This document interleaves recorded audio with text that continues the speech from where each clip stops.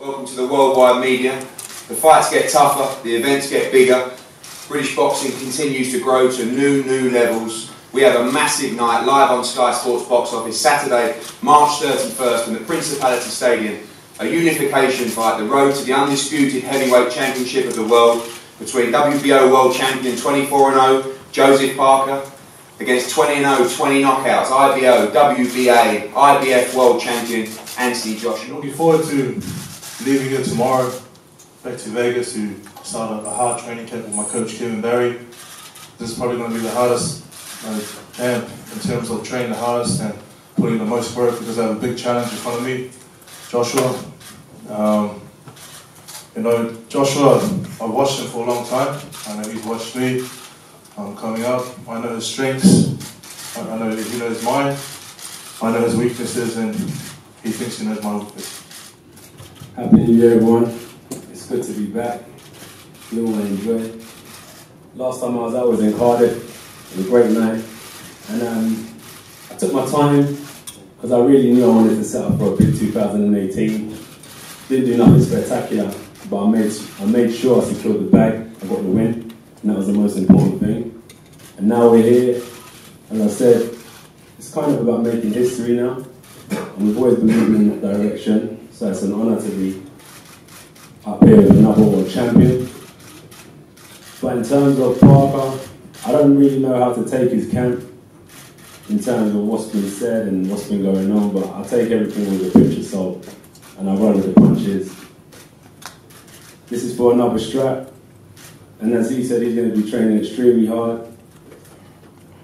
I think we're all blessed with the ability to work hard. There's no doubt about that, but one thing I think separates myself is the fact that I mix intelligence with hard work. So not only am I going to be in peak physical condition, I'm making sure my mind's in the right place as well. Yeah, hey, thank you everyone, and thank you to Eddie and Anthony Joshua for stepping up. People talk about unification, but some don't do it, and talk cheap. AJ and Eddie have stepped up and made it happen, as have our teams, so I think that's great for the sport and great for the fans. Look, yes, there has been a bit of talk and build-up, so I think it's important that I clarify a few things.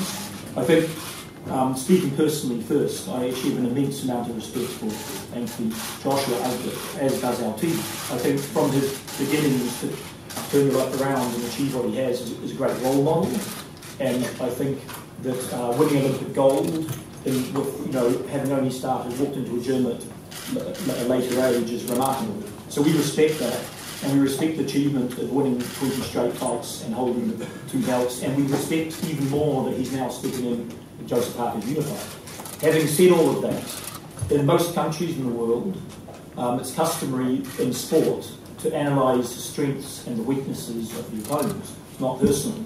And in most sports it's customary, be it tennis or Formula 1. The media and the pundits analyse each other's strengths and weaknesses. And so something that shocked us is apparently in English boxing it's not customary to do that. So it came as a bit of a surprise when we started pointing out what we see as chinks in Anthony Joshua's armour. And there seemed to be a shock that we dare speak about these things. They weren't personal, it wasn't trash talk, statement of fact. Joshua has allegedly, in this footage going around, been dropped a few times, and we made a point of that. And that killed 2 birds with one stone. One, people thought, who the hell is Stephen Parker and Joseph Parker? So educated the market, there's another world champion named Joseph Parker, and made Joseph big a name here. It created a rivalry, so it built this fight up. And incidentally, Joseph has never been dropped, starting with pads at age 3. And so it makes it very interesting because the 2 styles, they come forward, these guys, and look for the knockout. So if they're trading, what do we know? We know that one guy's never been dropped and the other has.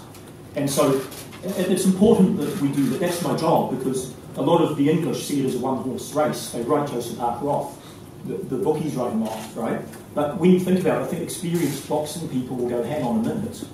Joseph probably a bit quicker on hand speed, definitely got a better chin, and I would add mentally tougher. Well, you know what I learned when I was dropped in at this show, because a lot of people that have spoke about me getting dropped, and hand on my heart, I've used it as a PR stunt in the terms of what you're using it as well. Because when you talk about myself getting dropped or what you've done, it's a markability strategy. And when you want to talk about facts, the 3 times that I have been hurt or dropped was in the European Championship, when McCracken knows I was actually banned from the GB team because I was still getting in trouble. So I went back to Watford, I stopped boxing, and 2 weeks before that European Championship, I was called up to represent the country. I was very unfit, I didn't get dropped, I got stopped. When your tank is empty, it's hard to perform. The second time was with David Price. I come out of a police cell. The day I went up to training, I'm not going to use that as an excuse, but David Price is a puncher, and lack of experience, and then with Klitschko. And you know all them times that it taught me, it will take more than a human to stop me from where I'm destined to be. And that's why I learned not to walk with sight, because when you're fatigued, you don't know where you are. I walk with faith in this journey. So in terms of using it as a PR stunt, the rumours that you have heard, they're fake news. Hand on my heart. So PR, whatever you want to use it for, is between you and your camp. But in terms of facts, I speak on those 3 times. And as I said, what I have learned in those times of adversity and going through storm is that it will take more than any human to stop me on this journey. Well, thank you, AJ, for addressing it. I don't know if it's been addressed before, but appreciate that. So basically what I'm saying, this is a 50-50 fight. Why? Parker, again, I repeat, I think he's got a better chin, he's quicker, probably better footwork, and mentally tougher. So the fight's a lot closer than what people think. I'll leave it at that for now. Thank you, David. Look forward to hearing more from you later. Kevin.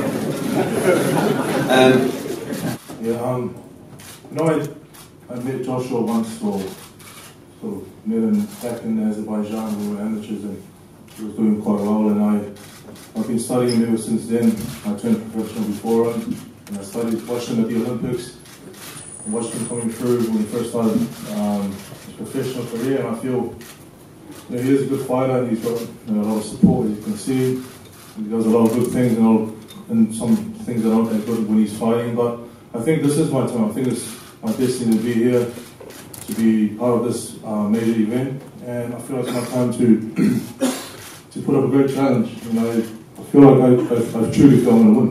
What do you think you do better than Joshua? I feel I have better speed, I feel I have better movement, and I wasn't able to display it in my last few fights, but I think it's time for me to actually show what I can do in the ring.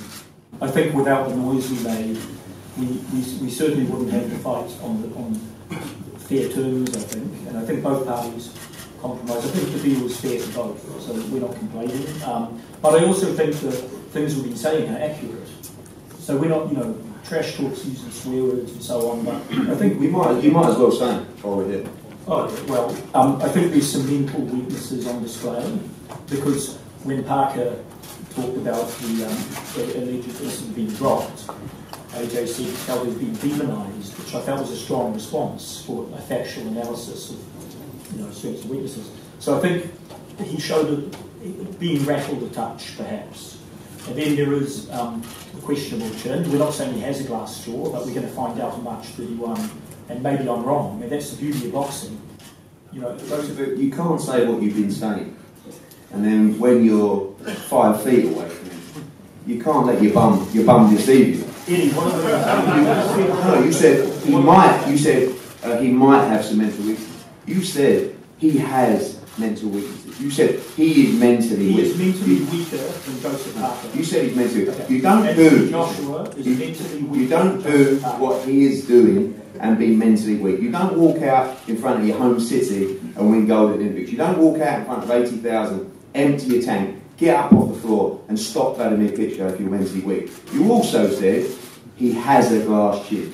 We're going to break his glass chin. Don't tell me, tell him he's here. Okay, so look, I'll give you a small concession. He's mentally tougher than most people, but he's mentally weaker than Joseph Parker. And in terms of chin, got a better chin than he has, but not as good as Joseph Parker. So the fact is, when it comes down to it, you don't really believe. Because I've heard you all saying, someone's getting knocked out in this fight. It's either me or him. That's not the same feeling on this side of the table. This is 100% same as what we do every time. Win, knockout. It's not we might get knocked out, we might get hurt. We don't. We win this fight.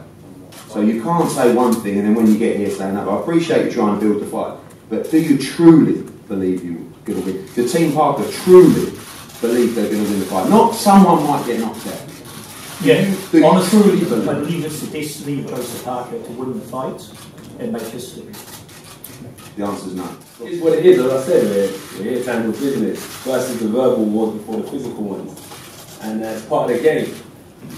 What can I say about the verbal wars? I said I'm not really into it as such because, you know, it's an opportunity for both camps. You know, I'll fight him in the car park for free. It doesn't matter to me. You know where I'm coming from? This is what a fighting mindset is. So that's what I want to do is fight. That's why I don't take my foot off the gas. In terms of training camp, it's not as if I've started, I've lived it, and I still live it. I came in heavy for the Takan fight when we had a change of opponents, the motivation and all that malarkey. But I'm motivated, as I said, I just wanted to secure the win that fight so I can plan for a massive 2018. The trash talking as such. And when I was talking about the likes of Federers and so on, it wasn't in terms of replicating who they are. I'm just saying in terms of other sports, when we're talking about tennis and golf, I was saying that these heavyweight championship belts should be held in high esteem. And I don't want to come here and demonize Parker and say everything he's done is rubbish. You know, anyone that just walked into a gym can achieve what he's done, because what he's done is phenomenal. It's history, it's groundbreaking. And that's what I'm trying to say. As champions up here, we should be holding our achievements in high esteem and show respect as ambassadors of the sport. That's what I was coming from. I'm not trying to replicate what he's done. I'm saying in terms of other sports replicating where boxing is, I think the trash talking should still hold a sense of respect to what we've achieved. And world champion to world champion, I look at it like this. In terms of mental strength, it's all good. I've defeated champions, I've faced Olympic champions. So what Parker will see and who you say he is, I feel that he'll be looking at the mirror, because across the ring will be someone just like him. Another world champion, another undefeated champion who's mentally tough, with speed, that can take a punch. And if he does take a punch, there's two types of people who take a punch. One who gets put down and stays down. Or would you hate to fight the one who gets put down and gets up and keeps on coming? And that's who he's dealing with, really. So he'll be facing someone who he sees every day in the gym, who his coaches every day in the gym, to reflect in the other corner. So that's what I think will make it a great fight.